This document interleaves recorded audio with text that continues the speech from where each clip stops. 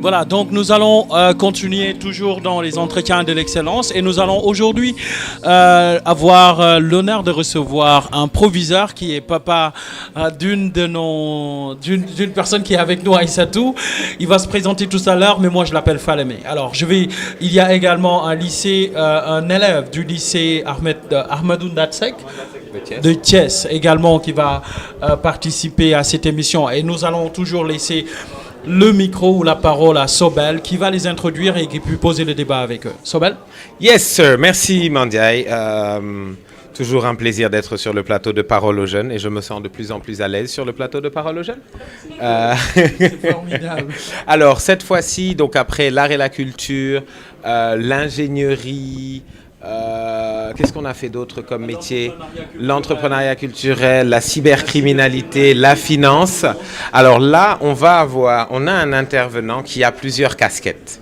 Mais pas plusieurs casquettes, genre il a fait ça pendant 2 ans et ça pendant 20 ans et considère 2 casquettes. C'est qu'il a fait plein de choses parallèlement. Et c'est très intéressant de par le rôle qu'il joue dans la société et l'importance de ce rôle-là sur plusieurs générations. Il s'agit du proviseur du lycée de Ouakam, Monsieur Falemé, qui est là avec nous aujourd'hui. Alors, il est proviseur d'un lycée, donc c'est un éducateur. Il est poète, plume magnifique. Il est entrepreneur culturel. Il milite pour la protection du patrimoine, la protection et la promotion du patrimoine africain, notamment de ce que l'on appelle la charte du Mandé ou la charte de Kouroukan-Fouga, qui est un des patrimoines immatériels les plus forts que nous ayons en Afrique. Et nous avons un élève qui nous vient donc de Thiès, il s'appelle Gora, il est avec nous. Gora, tu es venu de Thiès ce matin. Tu as pris le nouvel autoroute à péage, c'était comment? Ça a été agréable et confortable, je vous dis. C'était cool, hein? Oui, c'était cool. On arrive en combien de temps à Dakar maintenant? En moins de 45 minutes. Moins de 45 minutes? Ouais, des fois, ça dépend aussi des véhicules. Ça dépend des véhicules. Ouais. Donc en gros, si tu as une go à Dakar, tu peux venir la voir à 17h, rentrer à Thiès à 19h. Ah, c'est faisable aussi. C'est faisable, hein? C'est bien. Effectivement. Gora, donc tu es à ces entretiens de l'excellence. Tu es en quelle classe là? Je suis en classe de première L2. Tu es en classe de première L2. Avant de venir ici, tu avais quoi comme idée pour ton avenir? Qu'est-ce que tu voulais faire? Au début, j'hésitais par-ci, par-cela. J'étais un peu embominé par mon milieu, élevé dans une famille militaire. J'ai toujours voulu servir dans l'armée. Mais du coup, j'ai eu une formation en télécommunication et community management. Okay. Là, j'ai trouvé ma voie. Je sais que j'y parviendrai. Ouais. À force de m'exercer, je vais exceller là-dessus. Et donc tu es allé dans l'atelier communication, médias, information oui. Et tout ça, Oui. en bas. Oui. C'était comment? Est-ce que tu as appris des choses de ces intervenants qui ont renforcé ta volonté à travailler dans ce secteur-là? Est-ce que au contraire, ils t'ont dit des choses que tu ignorais, qui t'ont fait un peu douter et vouloir avoir envie de découvrir d'autres choses? Comment tu as senti tes entretiens de l'excellence à toi? Je me suis senti motivé et responsabilisé aussi. Ouais. Je me suis senti mis sur la voie qui me mène à l'excellence. Et j'ai su que j'ai fait un bon choix. Ouais. J'ai fait un bon choix parce qu'ils m'ont tout expliqué, ils m'ont donné tous les secrets là-dessus. Il n'y a pas de secret même. C'est juste oser y croire. Exceller, c'est notre passion, c'est notre volonté. Donc travailler. Et ça doit être notre credo aussi. Travailler à bout et à force de parvenir à notre fin. En tout cas, ça a été cool, agréable et motivant. Motivant.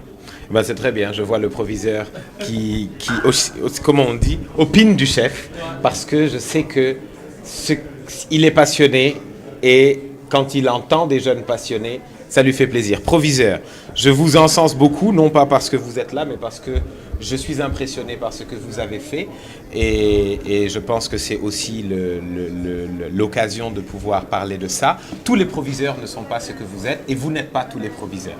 Vous avez un parcours particulier. Je voudrais en quelques secondes, minutes, parce que j'ai plusieurs questions pour vous. D'accord. Vous êtes né où? Vous avez fait quoi comme parcours? D'abord. Merci. Je vois que tu me fais trop d'honneur. Je vous encense. Bon. En fait, moi, je suis né au Sénégal, mais j'ai plutôt grandi au Mali. Au Mali, d'accord. Et je suis d'un père malien et d'une mère sénégalaise. Donc je suis un Africain. C'est ce qui explique d'ailleurs que j'ai choisi comme nom de plume le mot Falémé. Djibril Diallo Falémé, Falémé qui est le fleuve qui forme la frontière entre le Mali et le Sénégal, à Kidira, que je veux trait d'union entre ces deux peuples plutôt que barrière. Ouais. Je suis venu, j'ai fait mes études après mon bac à Limamoulaye. Vous avez passé le bac au Sénégal? Oui, alors? oui. Je suis rentré au Sénégal, j'ai passé mon bac à Limamoulaye. Je suis allé m'inscrire en lettres modernes à l'université Cheikh Anta Diop de Dakar. Est-ce que vous saviez déjà, quand vous passiez votre bac à Limamoulaye, ce que vous vouliez faire dans l'avenir? Ah, moi, je vais te dire une chose. En classe de 4e, on nous a donné un sujet de dissertation. Quel métier vous aimeriez faire plus tard? Moi, j'ai dit, je souhaiterais être professeur de français. Ok. Voilà, c'était pas compliqué. C'était pas pour neexal un peu votre prof de français pour qu'il vous donne une bonne note à ce moment-là? Non. J'avoue que 3 années de suite, j'avais eu des professeurs de français qui m'ont charmé. D'accord. Vous avez été inspiré? Voilà. Donc, j'ai choisi d'être prof de français. Mais, quand j'ai eu le bac, j'ai voulu aller faire histoire. Mais j'ai eu des problèmes en histoire, j'ai eu des histoires avec l'histoire. Voilà. Vous n'êtes pas rentré dans l'histoire, mais l'histoire vous est rentrée dedans. Voilà. J'ai eu des histoires avec l'histoire. Et pour la petite histoire, j'étais premier du lycée Limamoulaye en histoire, avec 16 sur 20. Mais au bac, j'ai eu 6 sur 20. Aïe. Mauvais départ en histoire. Voilà. Donc, jusqu'au moment où je te parle, pour moi, c'est un 16, il y a eu erreur quelque part. Bon. Parce que un 6 en histoire, c'était impossible pour vous. Moi, quoi. Alors, j'ai dit, à l'époque, j'avais 16 en histoire, 14 en français, 12 en philo. Je me suis dit, histoire, tu connais, littérature, tu aimes.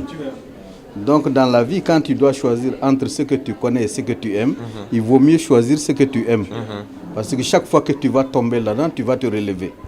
Mais si tu prends ce que tu sais faire, si tu tombes, tu te décourages. Donc, je suis allé faire lettres. Et après ma maîtrise, je suis allé à l'école normale, naturellement, pour devenir professeur de lettres au lycée. Et mon premier poste en 88, ça a été le lycée Mame Cheikh Mbaye de Tambacounda. Ok. Voilà. Tambacounda, c'est une ville où il fait très chaud. C'est une ville où les gens n'aiment pas. Mais tiens-toi bien, moi j'y ai fait 20 ans. C'est vrai, 20 ans à Tambacounda? 20 ans. Parce que c'est une ville que j'ai aimée. Je me suis retrouvé, c'est pas loin du Mali. Mon Mali d'enfance là, bon, je me retrouve là-bas. Que vous chérissiez. On parle Bambara, on parle... Alors donc, je me suis retrouvé là-bas. J'ai fait 20 ans, mais en faisant du touche-à-tout.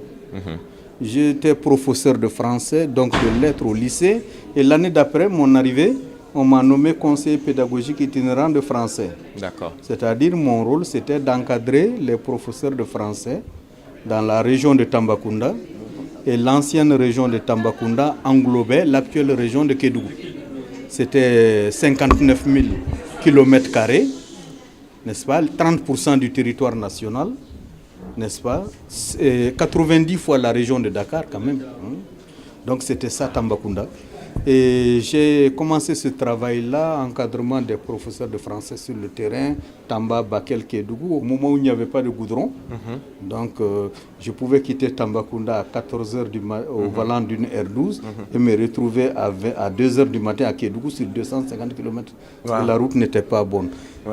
Après, au même temps que je faisais ça, l'ambassade de France a eu l'idée d'ouvrir une alliance franco-sénégalaise à Tambacounda. Okay. On m'a confié cela. Donc j'étais conseiller pédagogique de français et directeur de l'alliance franco-sénégalaise de Tambacounda. Donc votre vie a été un moitié-moitié entre culture et éducation.